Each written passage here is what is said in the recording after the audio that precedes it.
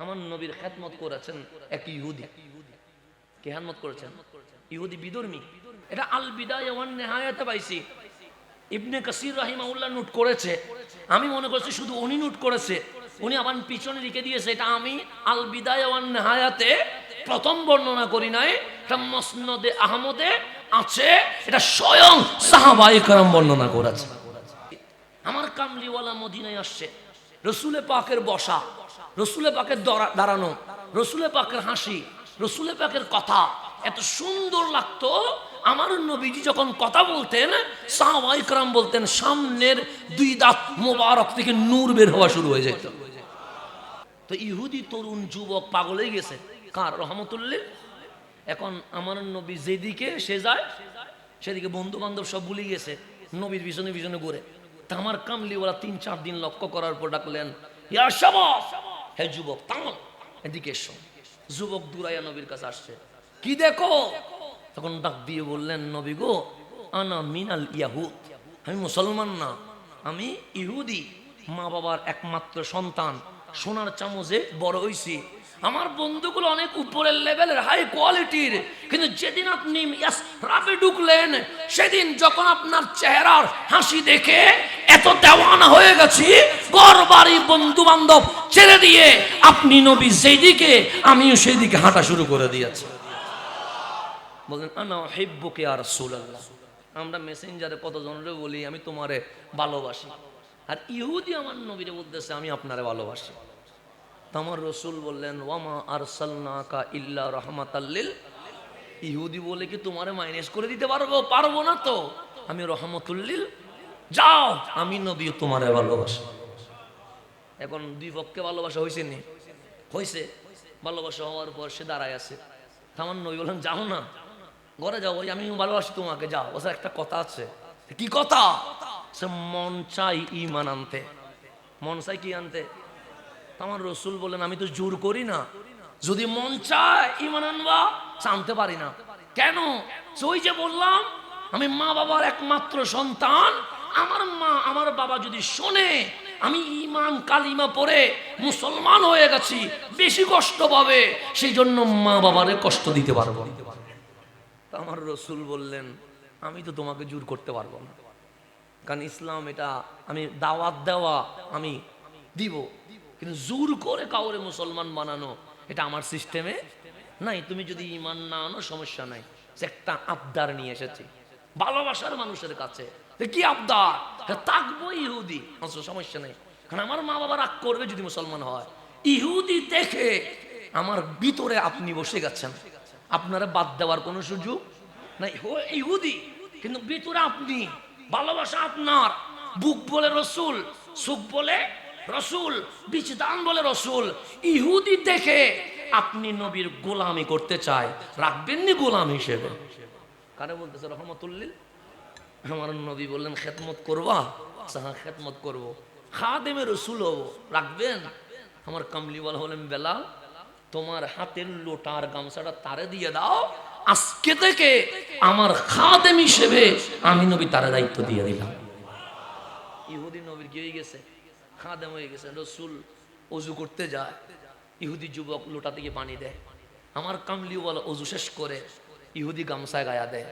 আজান দিয়েছে বেলাল, আমার রসুল মসজিদে যাবে, ইহুদি যুবক পিছনে পিছনে নবী ছাড়ে না, দরজায় দাঁড়িয়ে গেছে রহমতুল্লাহ আলামিন। আমার নবী বলেন, তুমি পিছনে ছাড়ো নাই? না, ছাড়বো না তো আপনারে। আমার নবী বলে, এটা মসজিদ, সে জানি তো, সে মুসলমান মসজিদে যাবে। এখন তোমারে যদি বলি মসজিদে আসো, তোমার ধর্মে অবমাননা হবে। আমি কামলিওয়ালা কারো ধর্মে আঘাত দিতে পারবো না, তখন কি করবো? আমার কামলিওয়ালা বলেন, ছুটি দিয়ে দিলাম, যাও ঘরে মা বাবারে সময় দাও, বন্ধুদেরকে সময় দাও। সে আর তারপরও যায় না, আমার রসুল যাবা না, সে না যাবো না, তো তুমি তো মসজিদে ঢুকতে পারবা না। যদি তুমি ইহুদি, ঢুকলে তোমার ধর্ম অবমাননা হবে, তোমার ধর্মে আঘাত হবে। তো যুবক বলছে মসজিদে ঢুকবো না, তো আমার নবী বলে মসজিদেও ঢুকবা না, করবা কি? আমি যখন এখানে দাঁড়িয়ে থাকবো, আপনি ইমাম হয়ে নামাজ পড়বেন, আপনার পিছনে হাজারো মুসল্লি থাকবে, চোখ বলবে রসুল কই, বুক বলবে রসুল কই, কিন্তু আমি নবী দেখবো না। কেন? রসুল সামনে, পিছনে হাজারো আনসার মুহাজির দাঁড়িয়ে আছে। যখন রসুল দেখার যন্ত্রণায় বুকটা চটপট করবে, তখন কামলিওয়ালার এই দুই নালাইন জুতো মোবারক বুকে লাগায়া বলবো, কাঁদিস না, নবী ইমামতি করছে, নবীর জুতা মোবারক আমার বুকে রয়ে গেছে। আমি কামলিওয়ালার জুতা কোথায় রাখবো?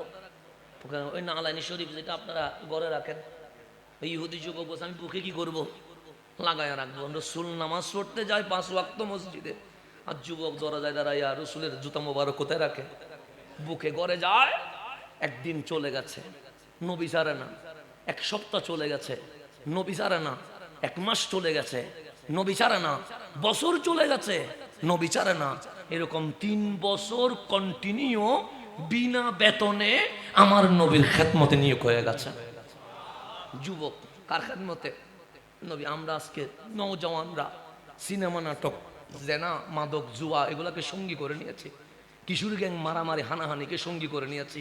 আর ইহুদি যুবক আমার নবীর জুতা মোবারককে সঙ্গী করে নিয়ে নিয়েছে। কয় বছর? 3 বছর পর আমার নবী অজু করতে গেলেন, দেখলেন পানি ঢালছে ইহুদি যুবকটা না, সৈয়দুনা বেলাল। আমার কামলিওয়ালার অজু শেষ হয়েছে, গামছায় গায়ে দিচ্ছে, যুবক নাই বেলাল। আমার নবী থেমে গেলেন, ডাক দিয়ে বললেন, ইয়া বেলাল, ও আমার বেলাল, আইনা সাবা, ওই ইহুদি যুবকটা কই যে আমার অজুর পানি দিত, যে আমার গামছা দিত? তখন বেলাল বললেন, নবী গো, যে একবার আপনার কদমে আসে সে কি যেতে পারে? তো যেতে যদি না পারে আজকে আসে নাই কেন? সোয়াহুয়া মরিদ জিদ্দান, এমন কঠিন রোগে আক্রান্ত হয়ে গেছে, সে আসতে পারছে না। যদি হামাগুড়ি দিয়ে আসার সিস্টেম সামর্থ্য থাকতো, সে আজকে নবীর কদমে, ঘর থেকে হামাগুড়ি দিয়ে নবীর কদমে চলে আসতো। তা আমার নবী ডাক দিয়ে বললেন, বেলাল বেশি অসুস্থ? হ্যাঁ বেশি অসুস্থ। আমার কামলিওয়ালা বললেন, বেলাল একটু মসজিদে যাইয়া বলো আজকের জামাতটা একটু দেরিতে পড়বো।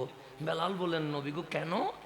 ওই যুবক এতদিন আমার কাছে আসছে না, সাহাম আপনার কাছে আসছে, আজকে অসুস্থ, সাহাম আজকে আমি কামলিওয়ালা তার ঘরে চলে যাব। প্রেমিক হন, নবী আপনার ঘরে আসবে। সাহাবাই কারামকে এসে বেলাল বললেন, নামাজ একটু 15 মিনিট পরে হবে। কয় মিনিট পরে? তখন সাহাবাই কারাম বললেন, কেন? রসুল ইহুদি যুবক আশেকের ঘরে যাচ্ছে। তো সাহাবি বললেন, আমরা বসে থাকি কি করব? আমরাও যাব। নবীজি সামনে, সাহাবাই কারাম পিছনে। যেতে যেতে ওই ইহুদি যুবকের ঘরে চলে আসছে। আমার নবী সামনে দরজায় টাক টাক করলেন, দরজা খুলে দিলেন। ইহুদি যুবকের বাবা দেখলেন রহমতুল্লিল আলামিন, ডাক দিলেন, ইয়া রাসূলুল্লাহ, আপনার দেওয়ানাটা এখানে বিছানায় লড়তেও পারে না, সরতেও পারে না। আমার নবীজি ঘরে ঢুকে সামনের রুমে দেখলেন যুবক বিছানায় কি হয়ে আছে, শুয়ে আছে, 2 চোখ দিয়ে পানি বের হচ্ছে। কেন? আজকে নবীরে অজুর পানি দিতে পারি নাই, আজকে গামছা মোবারক দিতে পারি নাই, আজকে আমার নবীর জুতা মোবারক বুকে নিতে পারি নাই। ওই প্রেমে সুখের পানি ছেড়ে দিয়েছে। আমার নবীজির একটা নিয়ম ছিল, অসুস্থ রোগীর কাছে গেলে সর্বপ্রথম নুরানি হাত মোবারক কপালের উপর রেখে কিছুক্ষণ বসতেন। এটা আমার নবীর সুন্নত ছিল। সেজন্য আপনারাও রুগী দেখতে গেলে সর্বপ্রথম কপালে কি রাখবেন? হাত রেখে তার মাথার পাশে বসবেন, কিছুক্ষণ বসবেন। এটা আমার কামলিওয়ালার সুন্নত। কিন্তু আমার নবী ওই ইহুদি যুবকের গায়ে হাত দিয়ে বসবে, কিন্তু বসে নাই, হাত নিয়ে ফেলেছে। সাহাবাই কারাম অবাক হয়ে গেছে, কিন্তু আমার নবীজি রুগী দেখলে তো কপালে হাত দিয়ে কিছুক্ষণ থাকে, কিন্তু আজকে হাত দেওয়া মাত্র নিয়ে ফেলেছে কেন? সাহাবাই کرام বলছে, মা বালুকা ইয়া রাসূলুল্লাহ, কি হয়েছে আপনার? হাত দিলেন আর নিয়ে ফেললেন কেন? আমার নবীজি বললেন, আমি যা দেখি সাহাবী তোমরা তা দেখো না। ইয়া রাসূলুল্লাহ কি দেখতেছেন? আমি দেখতেছি তার গায়ে মালাকুল মউত আজরাইল চলে এসেছে, আর কিছুক্ষণ পর সে দুনিয়ার সফর শেষ করে ফেলবে। আমার কামলিওয়ালা তার সামনে দাঁড়ালেন, ডাক দিয়ে বললেন, যুবক কতবার আমার কাছে এসেছো, কতবার তোমার ঘরে ফেরত এসেছো, জীবনে কখনো বলি নাই কালিমা পড়ে মুসলমান হয়ে যাও, কিন্তু এখন তুমি বিদায় নিয়ে যাবে। তোমার সাকারাত শুরু হয়ে গেছে, তোমার আমলনামা চোখের সামনে খুলে গেছে। আজরাইল অলরেডি তার কার্যক্রম কি করেছে? শুরু করেছে। এখন আমার আপনার তওবার দরজা কি আছে? খোলা আছে। কিন্তু যদি আমার সাকারাত শুরু হয় আর তওবার দরজা কি খোলা আছে? তওবা দরজা কি হয়ে যাবে? সেজন্য মানুষের মরণকালে জবান কি হয়ে যায়? বন্ধ হয়ে যায়, জবান বন্ধ হয়ে যায়, যাতে করে সে তওবা করতে না পারে। জবান থেকে একটা আওয়াজ বের হয়, কুরকুর আওয়াজ বের হয়, কিন্তু মুখ দিয়ে কথা বলতে পারে না। সাকারাতের বিছানায় তওবা করার কোনো সুযোগ নাই, সেখানে ঈমান আনার কোনো সুযোগ আছে? যেখানে তওবার সুযোগ নাই সেখানে ঈমানের কোনো সুযোগ আছে? কিন্তু আমার নবী ওই সাকারাতের বিছানায় যুবকরে রেখে বলছে, যুবক 3 বছর আমার খেদমত করেছো, কালিমা ছাড়া যদি মারা যাও জাহান্নামে চলে যাওয়া, তুমি যদি জাহান্নামে যাও আমি নবী সইতে পারবো না, শুধু কালিমাটা পড়ো, বাকিটা আমি নবী দেখব। ইহুদি যুবক, ইহুদি, তুমি নামাজ পড়ো না আমি জানি, কারণ তুমি ইহুদি, নামাজ পড়বা কেমনে? তুমি রোজা রাখো না এটা আমি জানি, রাখবা কেমনে? তুমি তো ইহুদি, ইহুদির উপর তো নামাজও নাই রোজাও, কালিমাটা পড়ো, বাকিটা আমি নবী দেখবো। তো ওই যুবক বাবার দিকে তাকাইছে, বাবা বললেন আমার দিকে কি? যেই নবীরে সারতে বললাম চারিস নাই, আজ বিদায় বেলায় আমার দিকে কি?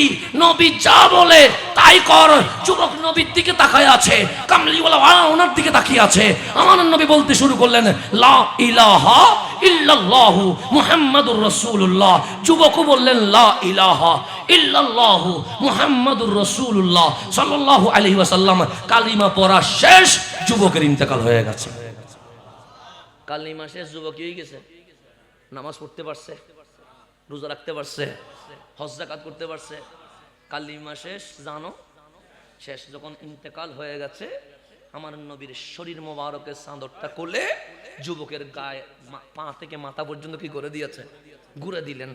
দেওয়ার পরে আমার রসুল বললেন, সাহাবী আজকে নামাজের টাইমটা একটু লেট করেছিলাম, চলো রওনা দিই।